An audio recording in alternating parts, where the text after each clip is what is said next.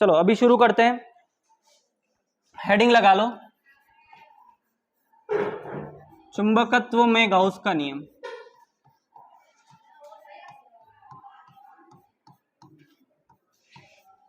आपने गाउस का नियम विद्युत क्षेत्र में पढ़ा था, क्या था? है क्या था?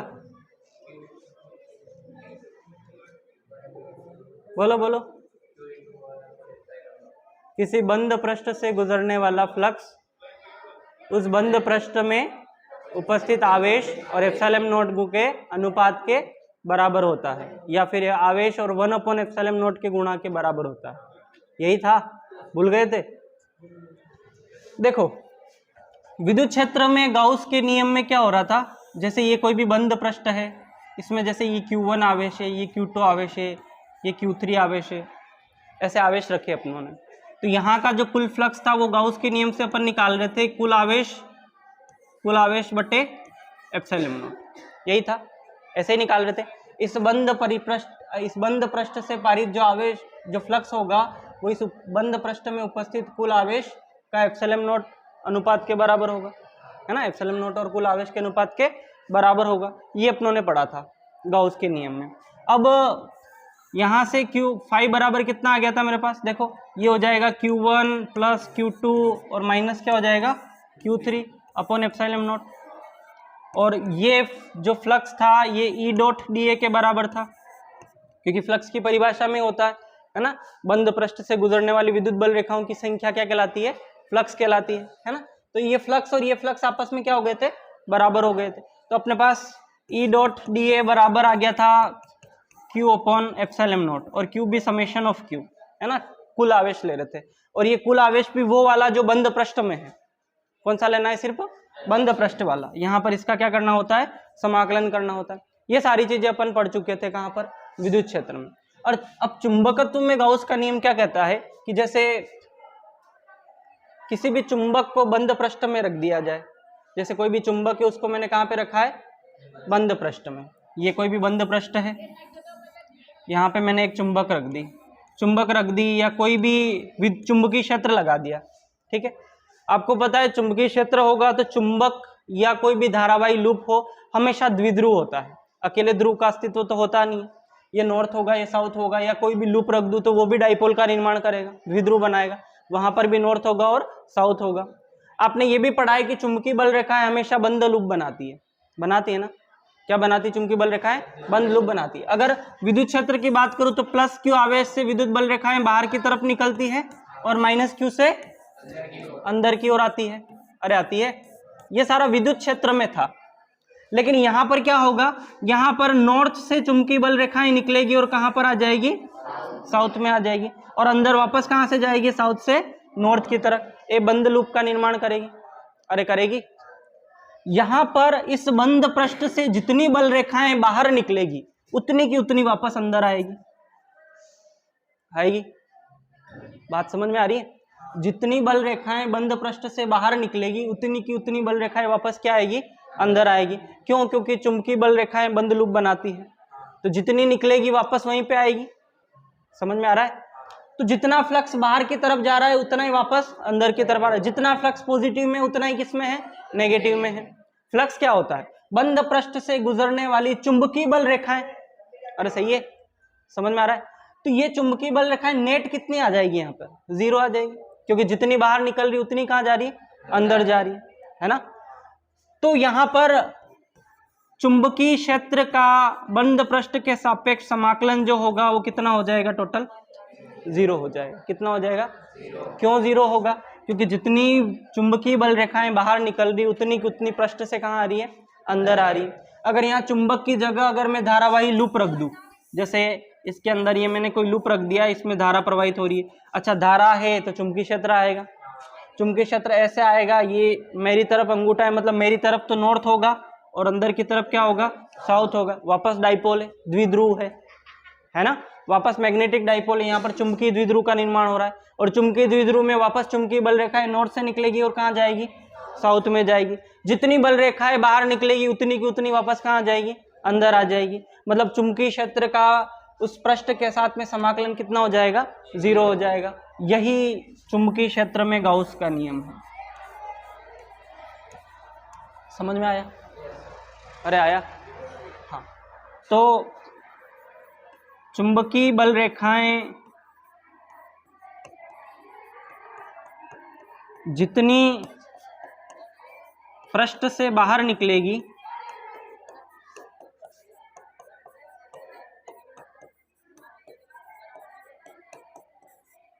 उतनी की उतनी बल रेखाएं अंदर जाएगी, उतनी ही बल रेखाएं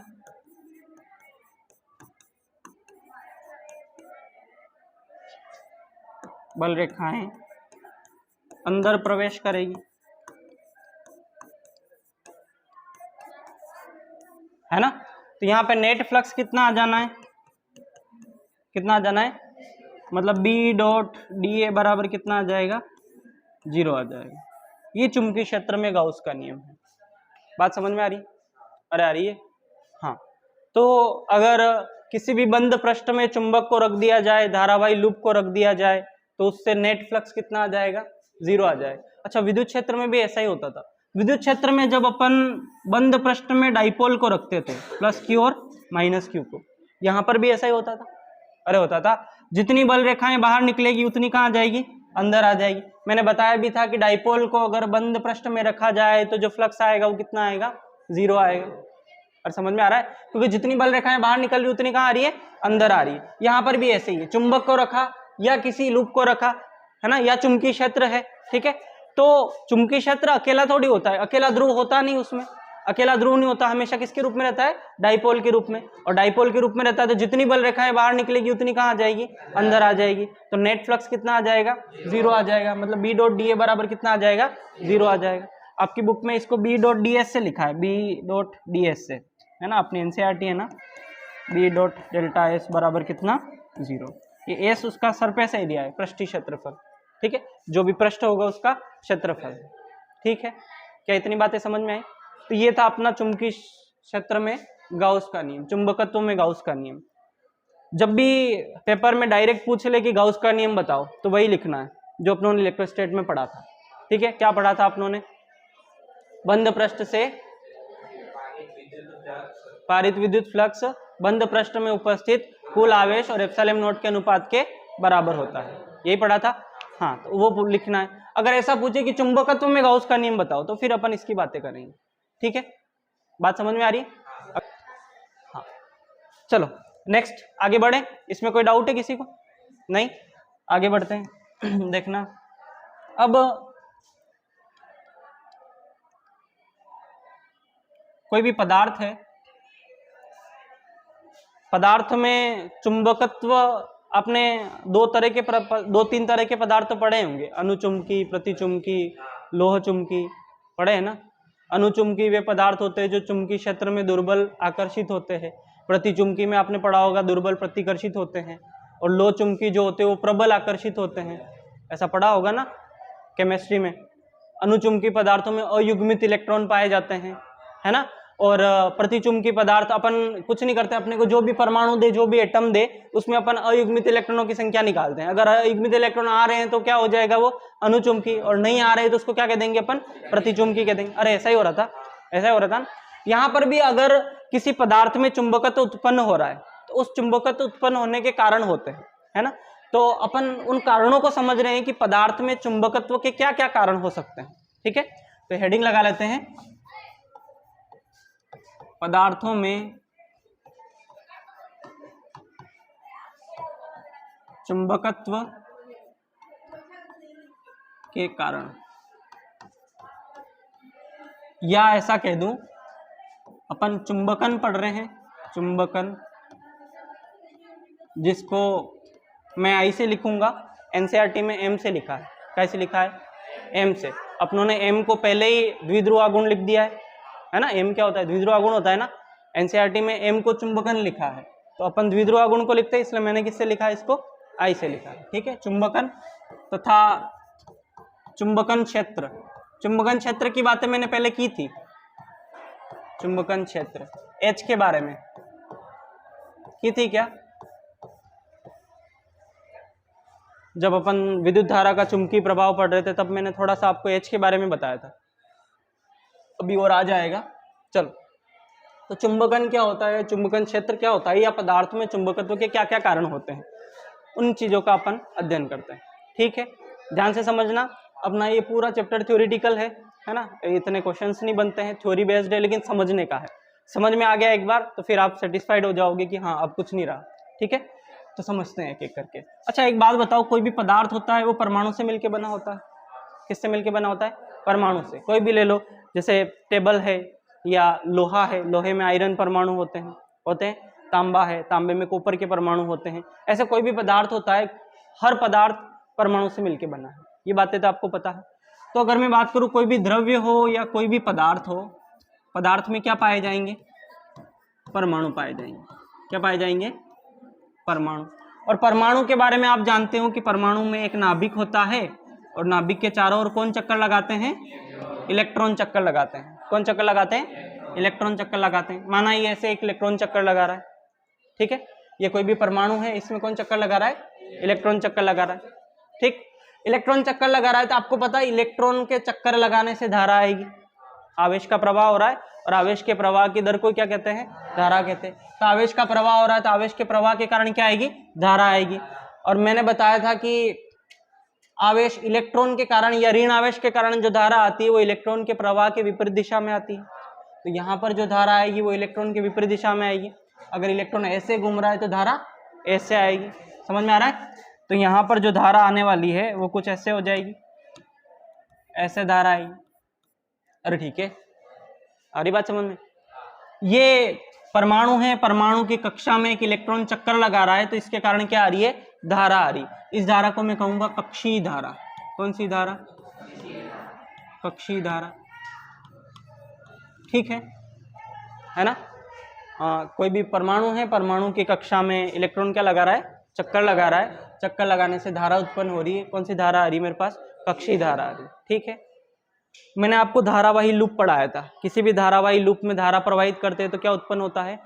चुंबकीय क्षेत्र। क्या उत्पन्न होता है? चुंबकीय क्षेत्र। अरे धारा आई तो चुंबकीय क्षेत्र भी आएगा, और लूप में धारा आई तो चुंबकीय क्षेत्र आएगा। चुंबकीय क्षेत्र की दिशा कैसे निकालते हैं? उंगलियों को घुमाएंगे किसकी दिशा में? धारा की दिशा में। और घुमाएंगे, उंगलियों को घुमाएंगे किसकी दिशा में? धारा की दिशा में। तो अंगूठा किसकी दिशा को दिखाएगा? चुंबकीय क्षेत्र को। मतलब ये जिस तरफ अंगूठा है उस तरफ नॉर्थ होगा, और उसके अपोजिट डायरेक्शन में क्या होगा? साउथ होगा। तो मेरी तरफ तो हो गया यहाँ पर क्या? नॉर्थ, और उस तरफ हो गया क्या? साउथ। बातें समझ में आ रही? अरे आ रही है। तो क्या यहाँ पर एक डाइपोल का निर्माण हो रहा है? चुंबकीय द्विध्रुव। अरे हो रहा है। किसका निर्माण हो रहा है? चुंबकीय द्विध्रुव का। अच्छा, इसको अगर मैं ऐसे बनाऊं, देखना, माना ये ऐसे कक्षा है, यूं ऐसे राउंड है, ठीक है, ऐसे कक्षा है, और ये इलेक्ट्रॉन ऐसे चक्कर लगा रहा है और धारा ऐसे आ रही है, ये ऐसे। ठीक है, धारा ऐसे आ रही है तो क्या इसका चुंबकीय क्षेत्र ऐसे आएगा? इस तरफ क्या होगा? इस तरफ क्या होगा? साउथ होगा। एक तरफ होगा नॉर्थ, एक तरफ क्या होगा? साउथ। ये नॉर्थ और साउथ मतलब एक चुंबकीय द्विध्रुव बन रहा है। क्या बन रहा है? चुंबकीय द्विध्रुव। ठीक है, यहाँ पर बीच में क्या होगा? नाभिक। ये कौन चक्कर लगा रहा है? इलेक्ट्रॉन चक्कर लगा रहा है। मैं परमाणु की बातें कर रहा हूँ, मैंने कोई धारावाही लूप नहीं लिया है। परमाणु में इलेक्ट्रॉन होते हैं, इलेक्ट्रॉन कक्षा में चक्कर लगाते हैं, कक्षा में चक्कर लगाते हैं तो इलेक्ट्रॉन के चक्कर लगाने से धारा आएगी, और धारा आ रही है तो धारा के बहने से क्या आता है? चुंबकीय क्षेत्र आता है। अरे आता है। धारा के प्रवाह के कारण क्या आया? चुंबकीय क्षेत्र आया, और चुंबकीय क्षेत्र की दिशा अपने निकाल ली राइट हैंड रूल से। अरे बात समझ में आ रही? ये चुंबकीय क्षेत्र आया, चुंबकीय क्षेत्र आया तो चुंबक अकेला ध्रुव तो होता नहीं, हमेशा किसके रूप में रहती है? डाइपोल के रूप में। तो ये द्विध्रुव बना। अच्छा, चुंबकीय द्विध्रुव है तो इसका कुछ न कुछ द्विध्रुव आगुण होगा। क्या होगा? द्विध्रुव आगुण होगा, और द्विध्रुव आगुण को अपन m से लिखते हैं। ठीक है, क्या होगा इसका? द्विध्रुव आगुण होगा। और मैंने किसी धारावाही लूप के कारण जो द्विध्रुव आगुण आता है वो कितना बताया था? I इंटू, अरे बताया था, कितना बताया था? I इंटू ए। ये क्या? ये बातें पढ़ चुके हैं अपन? अरे पढ़ चुके हैं, चुंबकीय द्विध्रुव आगुण के बारे में पढ़ चुके हैं। तो यहाँ पर इस इलेक्ट्रॉन के घूमने के कारण धारा आएगी, और धारा के कारण चुंबकीय क्षेत्र आएगा, और चुंबकीय क्षेत्र आया तो क्या आया? एक चुंबकीय द्विध्रुव आगुण आया। अरे आया, चुंबकीय द्विध्रुव आगुण आया, जिसका मान कितना है? m बराबर I इंटू ए। अरे आ रही बात समझ? आ रही? ये कोई भी परमाणु में एक इलेक्ट्रॉन ऐसे चक्कर लगा रहा है तो धारा आ रही है। धारा को क्या कहा अपनों ने? कक्षीय धारा।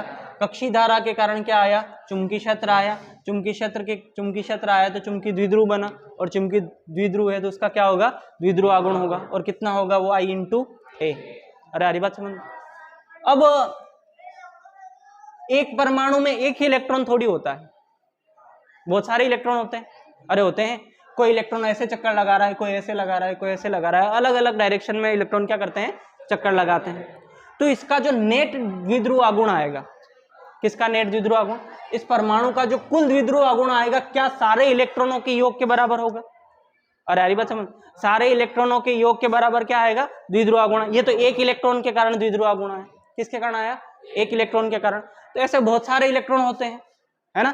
जैसे मैं नाइट्रोजन की बात करूं, या मैं हीलियम की बात करूं, या अन्य किसी गैस की बात करूं, जैसे क्रोमियम, आयरन, इनकी बातें अपन करें तो इनमें बहुत सारे इलेक्ट्रॉन होते हैं, और इलेक्ट्रॉन की संख्या ज्यादा है तो सारे इलेक्ट्रॉन चक्कर लगा रहे हैं, सारे इलेक्ट्रॉन के कारण कक्षीय धारा आएगी, और कक्षीय धारा आएगी तो क्या आएगा? चुंबकीय क्षेत्र आएगा, और चुंबकीय क्षेत्र आएगा तो क्या बनेगा? चुंबकीय द्विध्रुव, और चुंबकीय द्विध्रुव कारण क्या आएगा? द्विध्रुव आघूर्ण आएगा। और द्विध्रुव आघूर्ण आपको पता हो तो सदिश राशि है। अरे क्या है? सदिश राशि है। तो जो परमाणु का कुल द्विध्रुव आघूर्ण होगा वो हर एक इलेक्ट्रॉन के द्विध्रुव आघूर्ण के योग के बराबर होगा। अरे होगा, परमाणु का जो कुल द्विध्रुव आघूर्ण होगा वो सारे ही इलेक्ट्रॉनों के योग के बराबर होगा।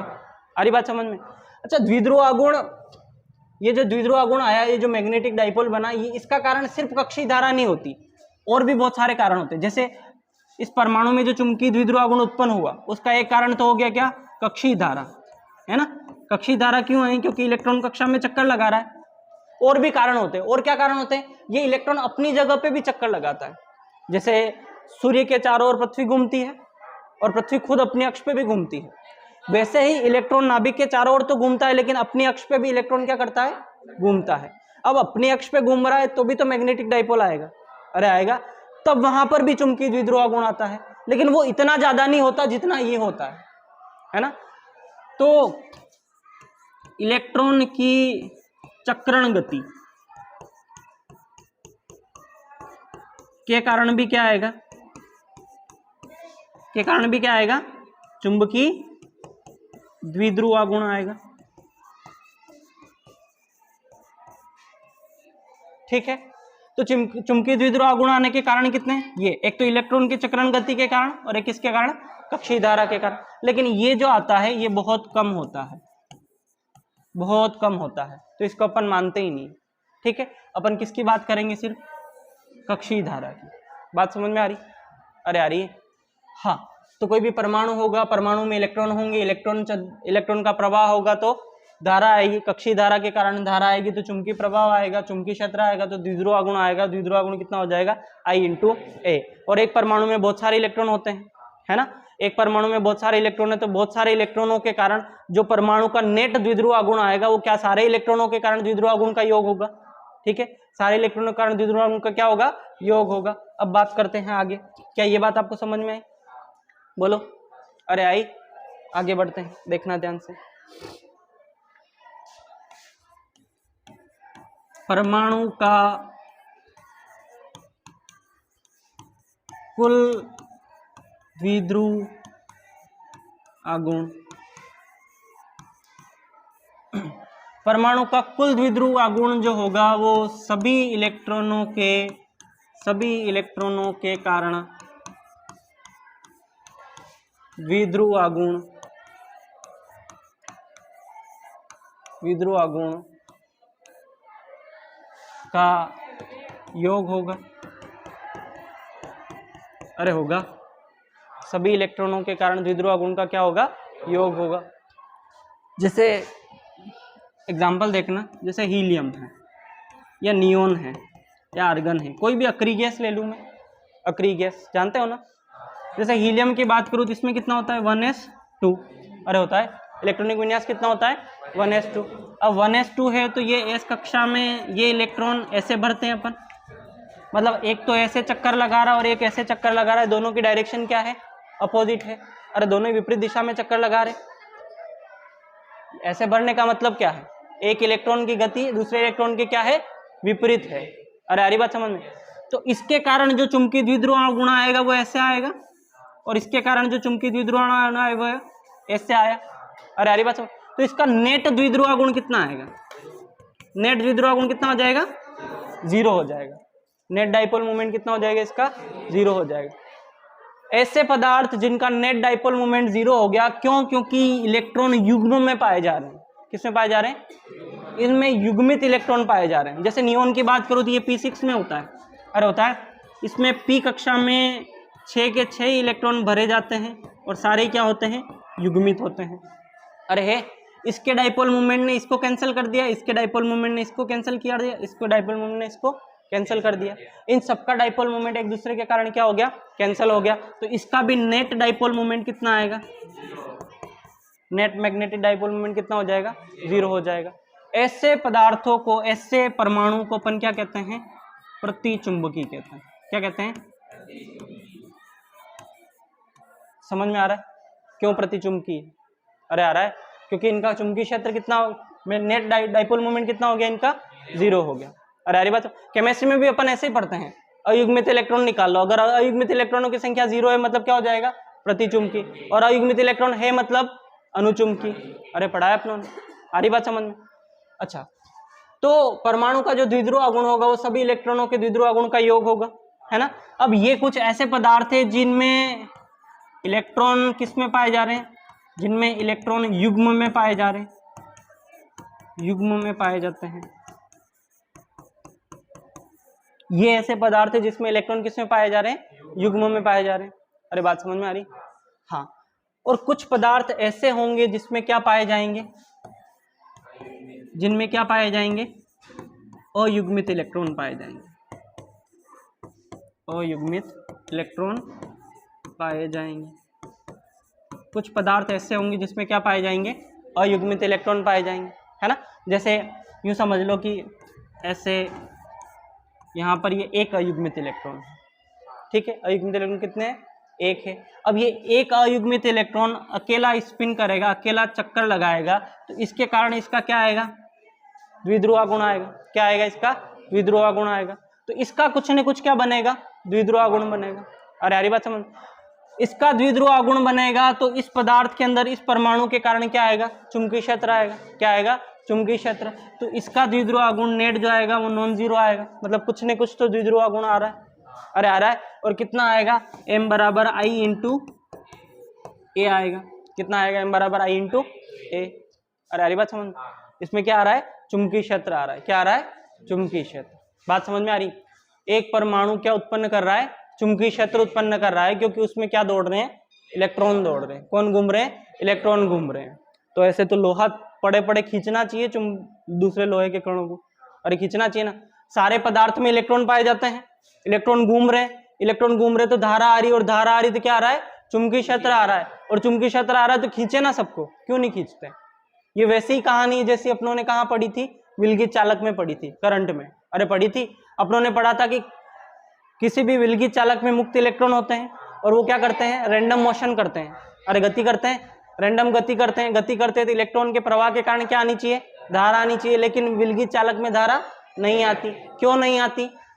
क्योंकि जितने इलेक्ट्रॉन इधर से उधर जाते हैं उतने कितने इलेक्ट्रॉन उधर से उधर चले जाते हैं। यहाँ पर भी सेम कहानी होगी।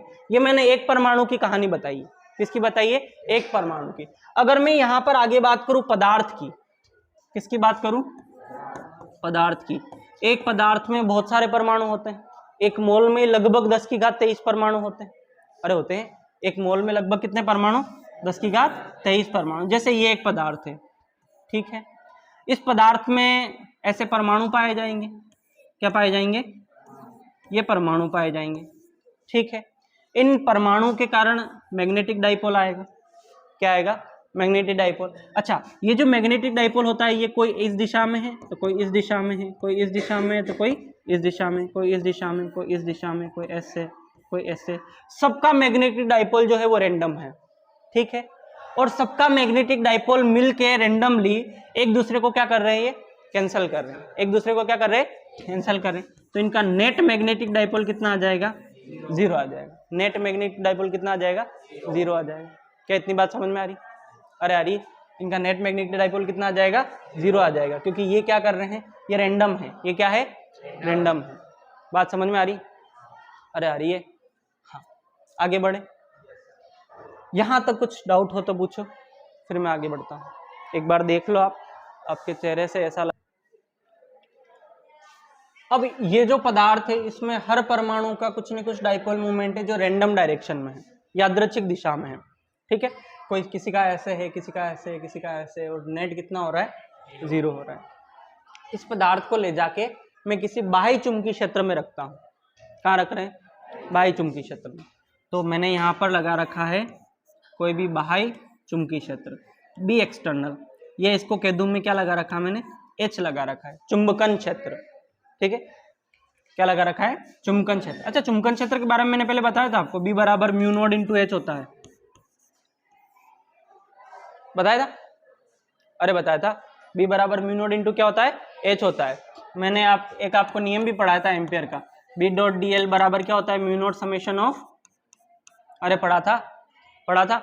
यहाँ पे मैंने बी की जगह म्यू नॉट एच रखा था, और एच डॉट डी एल बराबर मैंने बताया था क्या, म्यू नॉट समेशन ऑफ आई, और ये म्यू नॉट से म्यू नॉट कैंसिल होके अपने पास एच डॉट डी एल बराबर क्या आया था, समेशन ऑफ, अरे ऐसा पढ़ा था अपनों ने, एम्पियर नियम का दूसरा रूप, भूल गए हैं, अरे पढ़ा था। एक तरह से बी लगा रहा हूँ, ये म्यू नॉट तो कांस्टेंट है, बी आरोपित कर रहा हूँ मतलब एच ही तो लगा रहा हूँ, क्या लगा रहा हूँ, एच लगा रहा हूँ। तो यहाँ पर मैंने बी एक्सटर्नल आरोपित किया या एच एक्सटर्नल आरोपित किया है, क्या आरोपित किया है, एच एक्सटर्नल। इतनी बात समझ में आ रही, अरे आ रही है, सुनो ये वो पदार्थ, ये इसमें ये आरोपित करने से पहले ये सारे किस रैंडम डायरेक्शन में ऐसे थे, सबका मैग्नेटिक डाइपोल रैंडम डायरेक्शन में था, और नेट मैग्नेटिक डाइपोल कितना आ रहा था, इनका 0 आ रहा था, नेट चुंबकीय द्विध्रुव आघूर्ण कितना आ रहा था, 0 आ रहा था। इतनी बातें क्लियर है। अब मैंने बी एक्सटर्नल आरोपित किया, तो अपनों ने पढ़ा है कि जब किसी चुंबकीय द्विध्रुव पर चुंबकीय क्षेत्र आरोपित करते हैं तो वहां पर एक बलागुण लगता है, कितना लगता है, टो बराबर एम बी साइन थीटा, अरे लगता है। जैसे ये कोई भी चुंबकीय क्षेत्र है ना, यहां पर मैंने किसी भी चुंबक को रखा, ठीक है, यहाँ पर चुंबकीय द्विध्रुव आघूर्ण की दिशा साउथ से नॉर्थ की तरफ होगी, ये थीटा मान लिया, तो इसका चुंबकीय द्विध्रुव आघूर्ण कितना, m, अरे सही है। तो यहाँ पर एक टॉर्क लगेगा, बलागुण लगेगा, कितना लगेगा, एम बी साइन थीटा। ये चुंबकीय क्षेत्र क्या चाहेगा कि ये जो द्विध्रुव आघूर्ण है ये इस चुंबकीय क्षेत्र की दिशा में आ जाए, कहाँ जाए, चुंबकीय क्षेत्र की दिशा में।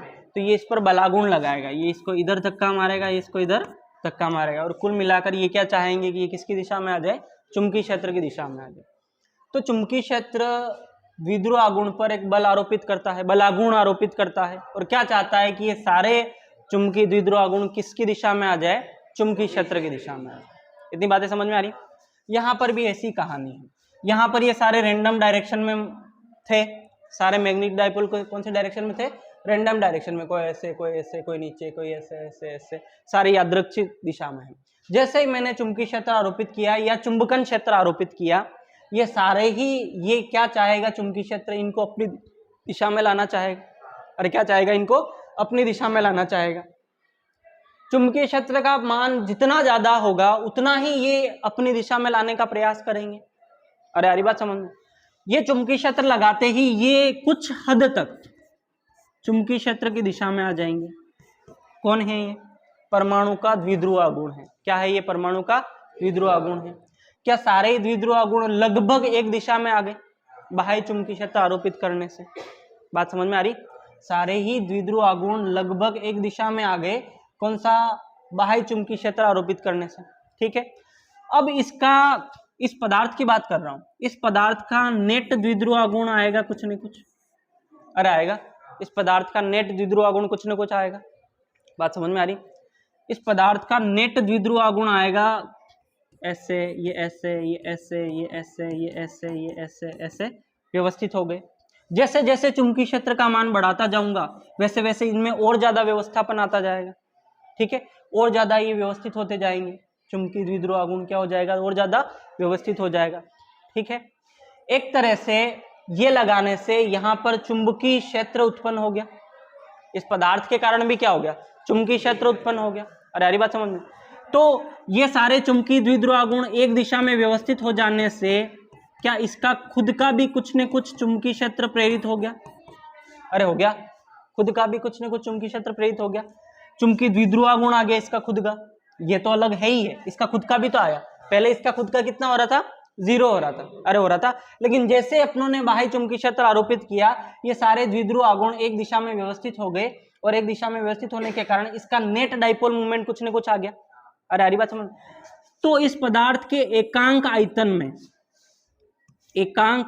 में जो नेट डाइपोल मूवमेंट होगा, कुल चुंबकीय द्विध्रुव आघूर्ण होगा, उसको अपन चुंबकन कहते हैं। क्या कहते हैं, चुंबकन। इसमें कितना चुंबकन प्रेरित हुआ, इसके कारण आई, कितना हुआ, आई। एकांक आयतन में उत्पन्न होने वाला द्विध्रुव आघूर्ण, अरे बात समझ। एकांक आयतन में उत्पन्न होने वाला द्विध्रुव आघूर्ण क्या कहलाएगा, चुंबकन कहलाएगा। इसको क्या कहते हैं, चुंबकन। समझ में आ रहा है, अरे आ रहा है। इस पदार्थ के एकांक आयतन में उत्पन्न होने वाला चुंबकीय द्विध्रुव आघूर्ण क्या कहलाएगा, चुंबकन कहलाएगा। ठीक है। चुंबकन को काय से लिखेंगे अपन, आई से। एनसीईआरटी इसको एम से लिखती है, काय से लिखती है, लेकिन अपनों ने एम यहाँ लिख दिया। ठीक है, तो अपनों ने इसको काय से लिख रहे हैं, अपन आई से लिख रहे हैं। इतनी बात समझ में आ रही, अरे आ रही।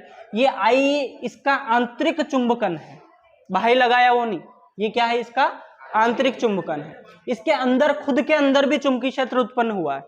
अरे हुआ है, क्यों हुआ, क्योंकि बाह्य चुंबकीय क्षेत्र में रखने से ये सारे चुंबकीय द्विध्रुव आघूर्ण एक दिशा में व्यवस्थित हो गए। एक दिशा में व्यवस्थित हो गए तो इसका कुछ न कुछ नेट डाइपोल मूवमेंट आ गया, और डाइपोल मूवमेंट आ गया जिसका खुद का क्या आ गया, चुंबकीय क्षेत्र आ गया। अरे हरी बात समझ। इस पदार्थ के अंदर जो चुंबकीय क्षेत्र होगा वो एक तो खुद का भी होगा और एक बाहर से लगाया वो भी होगा। अरे बात समझ। माना बाहर से मैंने 100 टेस्ला लगाया, कितना लगाया, 2 टेस्ला इसके खुद के अंदर उत्पन्न हो गया। कितना उत्पन्न हो गया, 2 टेस्ला खुद के अंदर उत्पन्न हो गया। तो अब बी टोटल कितना हो जाएगा, एक तो बी बाहर वाला और एक कौन सा, बी जो अंदर उत्पन्न हुआ है। अरे सही है, बी टोटल बराबर बी बाहर वाला कितना है, 100 टेस्ला, ये मैंने लगाया है, और अंदर वाला कितना उत्पन्न हुआ, 2 टेस्ला। टोटल कितना हो गया। तो क्या इस पदार्थ के अंदर जो चुंबकीय क्षेत्र होगा वो अपनों ने बाहर से लगाया उससे भी ज्यादा होगा। अरे हरी बात समझ। इस पदार्थ के अंदर जो चुंबकीय क्षेत्र है, यही है नेट इसके अंदर। अरे हरी बात समझ। ये नेट जो चुंबकीय क्षेत्र है ये इस बाहर लगाने वाले चुंबकीय क्षेत्र से भी क्या है, ज्यादा है, क्योंकि इसका खुद का भी क्या है, चुंबकीय क्षेत्र आ गया। अरे हरी बात समझ आ रही है। हाँ, तो फटाफट इसकी परिभाषा लिख लेते हैं अपन। चुंबकन की क्या परिभाषा है,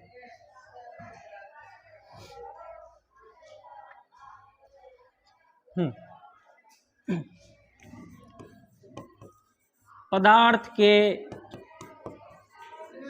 एकांक आयतन में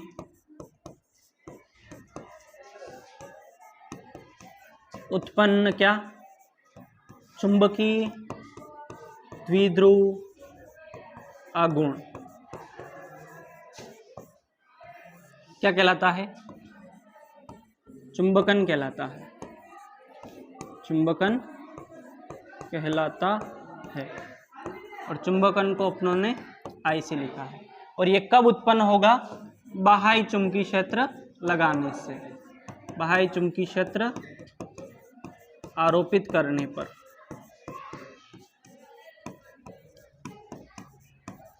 क्या बात समझ में आ रही, अरे आ रही। यहां देखना ध्यान से। तो मेरे पास आई बराबर कितना आ गया, m/v। अरे आ गया। और m क्या है, चुंबकीय द्विध्रुव आघूर्ण, और चुंबकीय द्विध्रुव आघूर्ण कितना होता है, I इंटू, अरे होता है I क्या है, धारा, और a क्या है, क्षेत्रफल, a क्या है, क्षेत्रफल, और ये v क्या है, आयतन। इसके मात्रक की बात करो तो I का मात्रक क्या, एम्पियर, क्षेत्रफल का मात्रक मीटर स्क्वायर, और आयतन का मात्रक मीटर क्यूब। मीटर क्यूब से मीटर स्क्वायर गया, क्या बचा, I का मात्रक एम्पियर अपॉन मीटर। क्या बात समझ में आई, अरे आई। इसका मात्रक जरूर याद रखना, ठीक है। चुंबकन का मात्रक क्या, एम्पियर अपॉन मीटर। ठीक है, ये बात समझ में आ रही? ये चुंबकन इस पदार्थ के खुद के अंदर प्रेरित हुआ है ना, खुद के अंदर क्या हुआ है, ये प्रेरित हुआ है। अच्छा एक बात बताओ, ये व्यवस्थापन जैसे जैसे ये h बढ़ाता जाऊंगा, जैसे जैसे h का मान बढ़ाता जाऊंगा, क्या ये व्यवस्थापन और आता जाएगा? अरे आता जाएगा। ये व्यवस्थापन, ये सारे जो कुछ ऐसे हैं जो कुछ अभी भी व्यवस्थित नहीं हुए हैं, ये और क्या हो जाएंगे, व्यवस्थित हो जाएंगे, है ना। और ये द्विध्रुव गुण और क्या हो जाएंगे, व्यवस्थित हो जाएंगे। ये और व्यवस्थित हो जाएंगे तो क्या m का मान और बढ़ता जाएगा? अरे बढ़ता जाएगा। m का मान बढ़ता जाएगा तो i का मान भी क्या होता जाएगा, मतलब h को बढ़ाने से i का मान भी क्या होता है, बढ़ता है। अरे यार बात समझ, h को बढ़ाने से i का मान भी क्या होता है, बढ़ता है। क्या हो गया है, क्या मिटा है? अच्छा यहाँ पे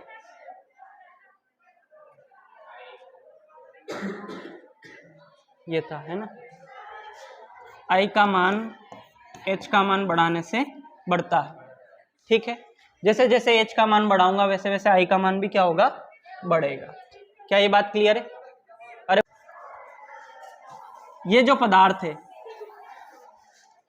इसके ये डाइपोल मोमेंट कुछ ऐसे व्यवस्थित है, ऐसे क्या हो गए, ये व्यवस्थित हो गए। कब हुए, जब अपनों ने क्या लगाया, बाहर से H आरोपित किया, ठीक है। और यारी बात समझ, ये बाहर से H आरोपित किया तो ऐसे डाइपोल मोमेंट व्यवस्थित हो गया और इसका m जो है वो नॉन जीरो हो गया। यहाँ से मेरे पास I आया, कितना आया, m/b।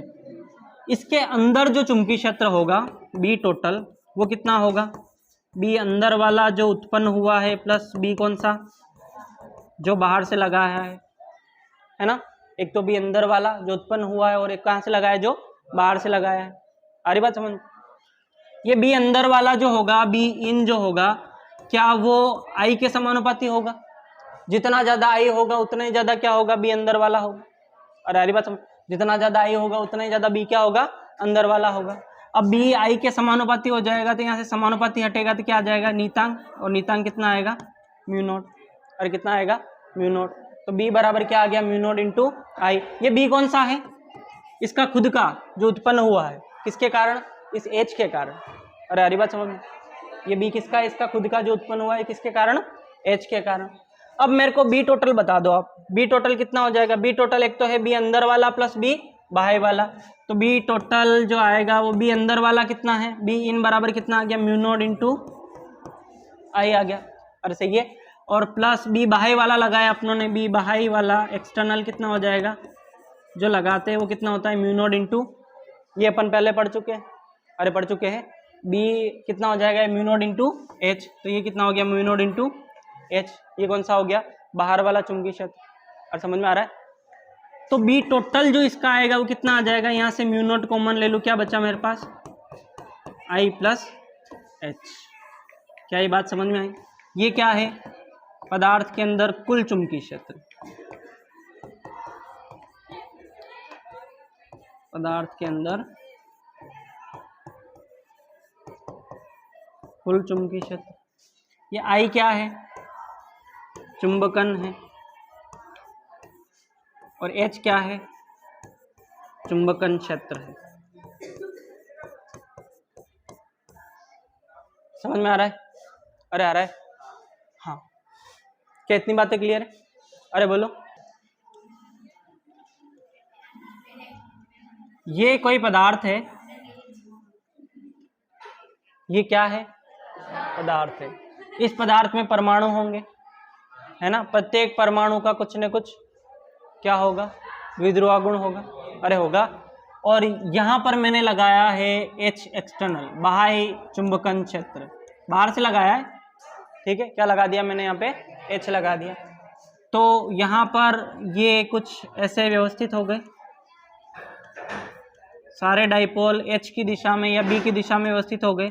क्यों व्यवस्थित हुए, क्योंकि B के कारण इस पर क्या लगा, बलागुण लगा। क्या लगा, बड़ा बलागुण लगा। और वो टॉर्क क्या चाहता है कि ये सारे किसकी दिशा में चले जाए, B की दिशा में। जैसे जैसे इस H को बढ़ाता जाऊंगा, इसके अंदर जो I है वो क्या होता जाएगा, बढ़ता जाएगा। अरे बढ़ता जाएगा। इसके एकांक आयतन में जो चुंबकीय द्विध्रुव आघूर्ण है उसी को अपनों ने आई कहा है, अरे कहा है, चुंबकन कहा है।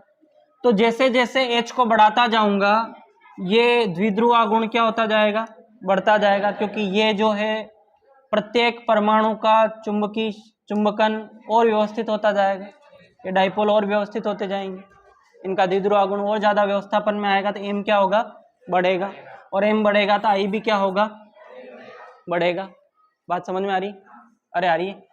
मतलब जैसे जैसे H को बढ़ाएंगे I क्या होगा, बढ़ेगा। तो मैं ये कह सकता हूं कि I जो होता है वो H के क्या होता है, समानुपाती होता है ना।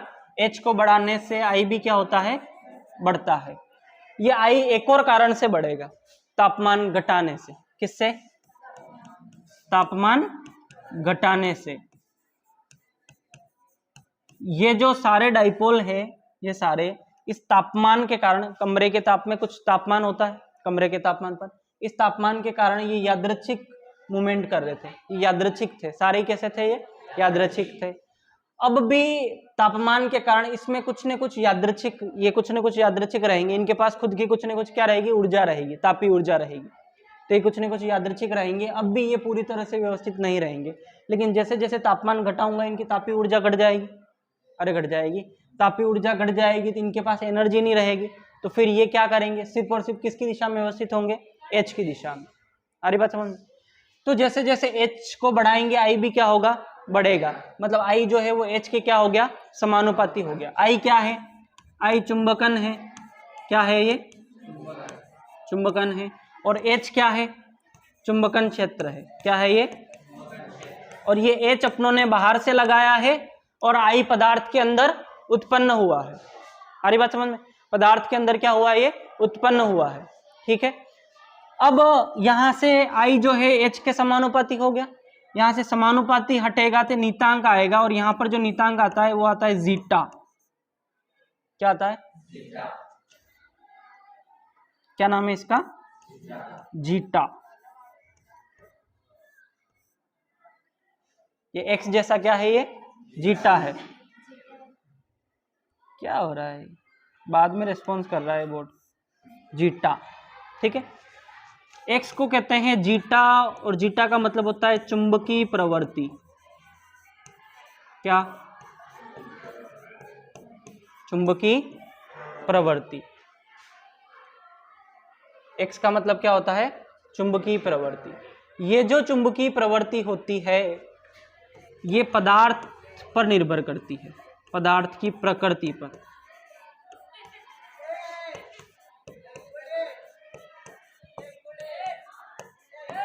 व तापमान पर।